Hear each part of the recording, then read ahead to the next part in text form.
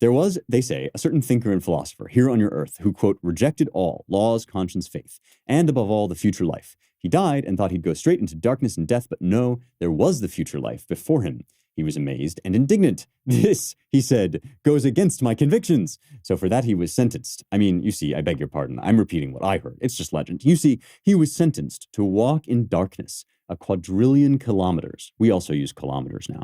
And once he finished that quadrillion, the doors of paradise would be open to him and he would be forgiven everything.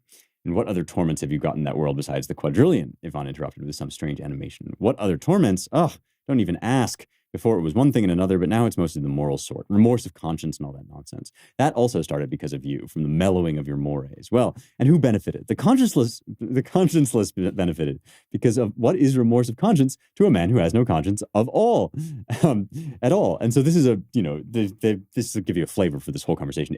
I found this part of the book just so riveting. It's, it goes on for many pages. I'm not going to read to you the whole thing, but here he goes. He lay there for nearly 1,000 years and then got up and started walking. What an ass, Ivan exclaimed, bursting into nervous laughter, still apparently trying hard to figure something out. Isn't it all the same whether he lies there forever or walks a quadrillion kilometers? It must be about 1 billion years walk. Much more, even. If we had a pencil and paper, we could work it out. But he arrived long ago, and this is where the anecdote begins. Arrived? But where did he get 1 billion years? You keep thinking about our present Earth. But our present Earth may have repeated itself 1 billion times. It died out, let's say, got covered with ice, cracked, fell to pieces, broke down into its original components. Again, there were waters above the firmament, then again a comet, again the sun, again the Earth from the sun. All this development may already have been repeated an infinite number of times, and always in the same way to the last detail, a most unspeakable bore. Go on, what happened when he arrived? The moment the doors of paradise were opened, and he went in before he had even been there 2 seconds, and that by the watch. The watch, though I should think that on his way, his watch would have long ago broken down into its component elements in his pocket. Before he had been there 2 seconds, he exclaimed that for those 2 seconds, it would be worth walking not just a quadrillion kilometers, but a quadrillion, even raised to the quadrillionth power. In short, he sang Hosanna and oversweetened it so much that some persons there, of a nobler cast of mind, did not even want to shake hands with him at first. He jumped over the conservatives a bit too precipitously. The Russian character. I repeat, it's a legend. Take it for what it's worth. That's the sort of ideas current among us on all these subjects. Wow. So obviously there's so much there that is rich. But what I love is the comparison of the quadrillion kilometers with the 2 seconds in paradise, right?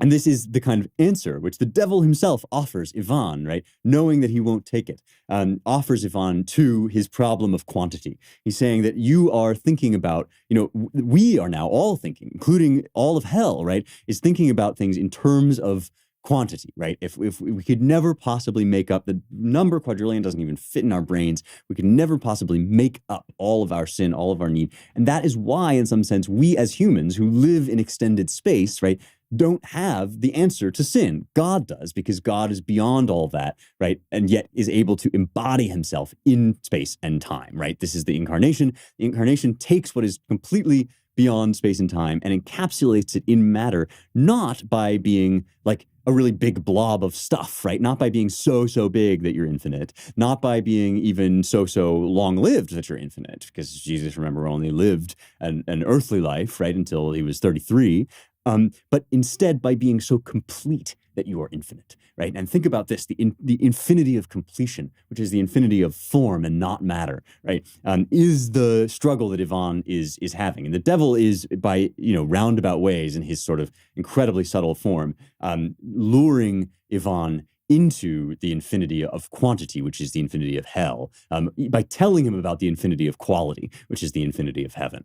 It's a remarkable passage, and it is even, I think, more beautifully expressed in the moment when the devil himself is carried up almost in the resurrection. When Christ is resurrected and when he is assumed up into heaven, the seraphim come and they sing Hosanna. And he said, I almost sang Hosanna too. But then I thought, common sense, how would any of this work unless it had to pass through the crucible of doubt, he says.